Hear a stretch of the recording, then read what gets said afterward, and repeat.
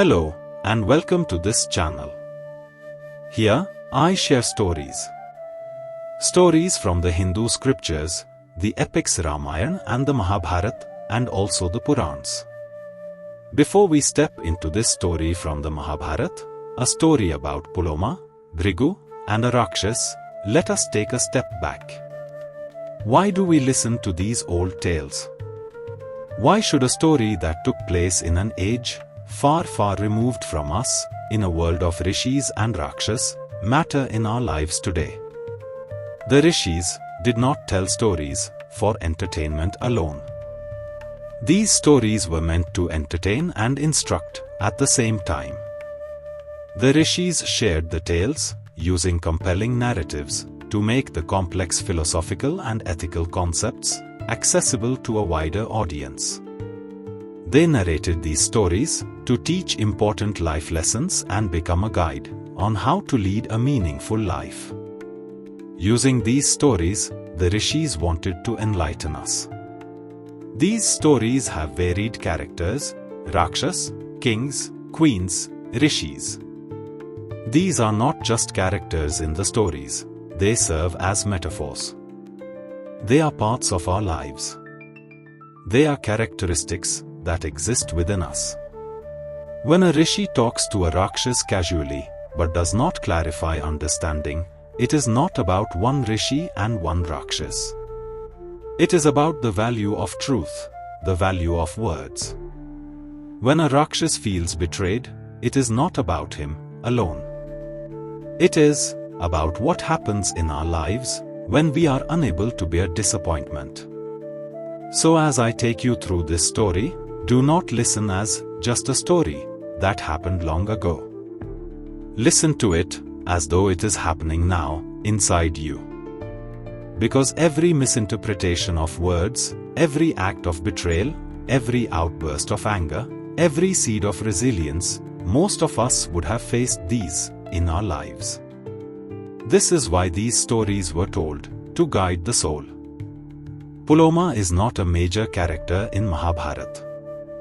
Her story, though, has a lot of meaning. It asks us, how does betrayal poison the heart? What is the difference between clinging to literal meanings of words and letting go? And above all, how does pain, when endured, give birth to new light? As you hear this, stay with me. Let this story move slowly, like a gentle river. Do not rush. This is not only a tale of Puloma. This is the story of betrayal and anger, themes that are timeless. Puloma was born to a rishi. Word about her and her beauty spread far and wide. It reached even the Rakshas. One among them approached her father and asked for her hand in marriage. The rishi took it casually. Maybe he wanted the Rakshas and Puloma to get married, or maybe he didn't. What the rishi did was leave the Rakshas's request unanswered. The Rakshasas took that as an affirmation. When the rishi heard about Bhrigu, a rishi and a mind-born son of Brahma, he thought this was the best match for Puloma. And so, the rishi got his daughter married to Bhrigu. For the Rakshas, this was betrayal. He had believed the words of the rishis. He had understood that as a solemn promise and not casual talk. He felt betrayed. But pause here. This moment is not only about a rishi, his daughter, one Rakshas. It is about something much larger, the power of words. The Rakshas, in his arrogance and brute strength, saw words as simple, literal tools. He seized upon the past utterance of a cryptic promise spoken long ago, and took that as a binding, irrefutable contract. To him, the words were a legal claim, a statement of his right to the rishi's daughter. He was a creature of raw power who understood force, and he applied that same blunt logic to language. The real confrontation was not between the Rakshas and the rishi, but between the Rakshas and the essence of language itself. In life, we often build our entire existence on the bedrock of promises, both those we make to others and those we receive. A friend's simple, "Trust me," or a lover's, "Forever yours," isn't just a casual statement, it's a foundation on which we build our future. In that fleeting moment, those words become entire worlds of hope and security, offering us a sense of solid ground to stand on when the rest of life feels uncertain. We cling to them, allowing them to anchor our expectations and shape our reality. But this foundation is often built on shifting sand. As time moves forward and circumstances change, the world that gave birth to the promises begins to transform. The pressures of life, new experiences, or even the simple passage of years can change the person who spoke those words. The heart of the speaker may no longer hold the same intention it did earlier. The promise doesn't just break, it slowly erodes. The Rakshas could not see this. For him, the words spoken by the rishi were binding. Do not make yourself a prisoner of language. A recipe is just a set of words on a page. The goal isn't to perfectly copy the words, but to use them as a guide to create something delicious. If we get so caught up in the exact wording that we can't adjust for different ingredients or our own tastes, we miss the point of cooking entirely. Ask yourself, how often have you clung to someone's word and suffered? And how often have you spoken a word too easily, not realizing it might be another's anchor? Let me know in the comments if you are comfortable sharing. This is the beginning of Puloma's story. It explores how words can have huge consequences and even change lives. When the Rakshas learned that Puloma was married to Bhrigu and was happy in the new life, he was furious. He felt robbed, cheated, humiliated. For him, Puloma was not just a woman, she was his possession, his by right. One day, while Puloma was at her husband's hermitage, the Rakshas went there. He did not go there to talk to Puloma. He went there as a thief. His betrayal had now taken the form of desire and lust, and he wanted Puloma, he wanted vengeance. This is what love is. When love is pure, it uplifts. But when it is mixed with possession, it becomes dangerous. And when mixed with desire and lust, love becomes a chain, binding the one who loves more than the one who is loved. The Rakshas had built his world on one expectation: Puloma had to be his. When that did not happen, he decided that he would get what he thought was rightfully his. He could no longer see her as a person with her own destiny. He saw her as his possession, something that belonged to him alone. This is the tragedy of attachment. We think we love someone, but most of the times, we love only the idea of them that we hold in our minds. And when reality differs from that notion, we feel betrayed. Having desire is not evil. Desire is natural. But when desire becomes rigid, when it turns into, I must have this, or I cannot live, then desire turns evil. Gautam Buddha would later go on to say on the same lines. From desire arises sorrow, from desire arises fear.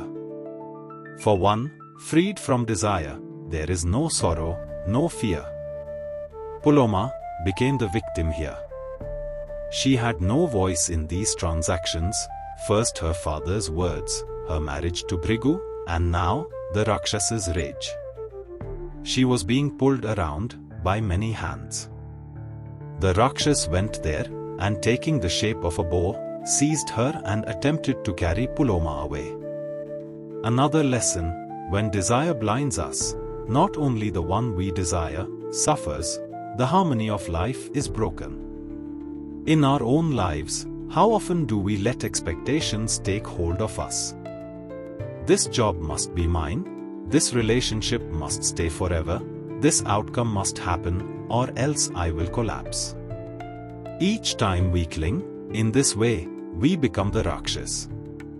Our own attachments are what truly hold us captive.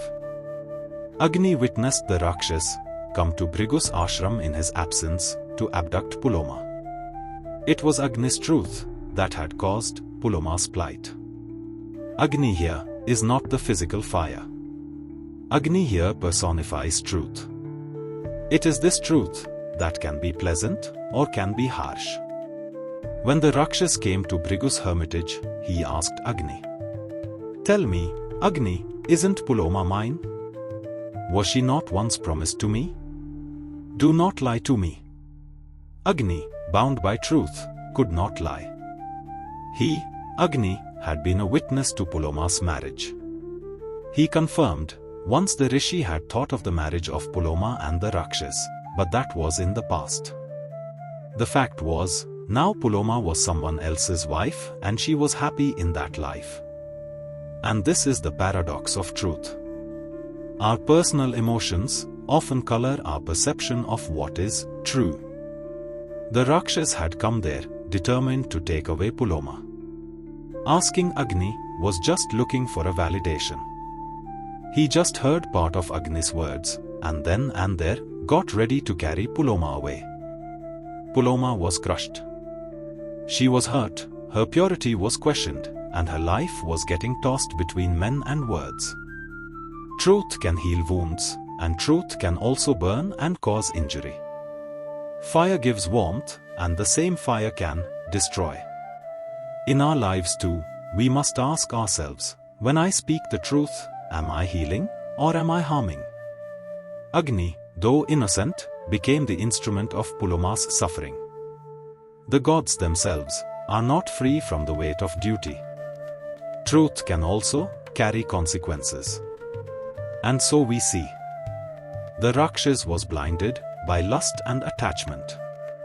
Agni was bound by truth.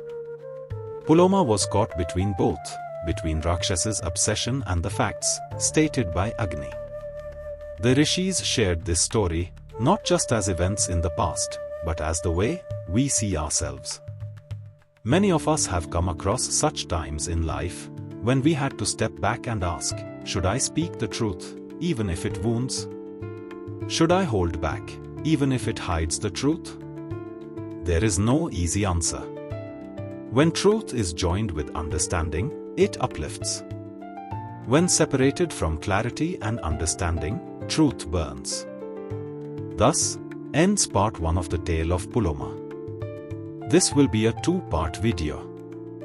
In the next video, I will continue Puloma's story, the birth of Puloma's son and Agni's curse. But in truth, such stories never end. They are timeless, because their essence is not just bound to the past, it is very much relevant in today's world. Think carefully.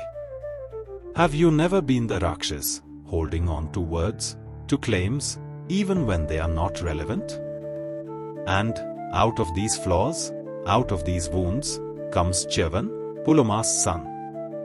It is a reminder that the story of life is not written in perfection, but in transformation.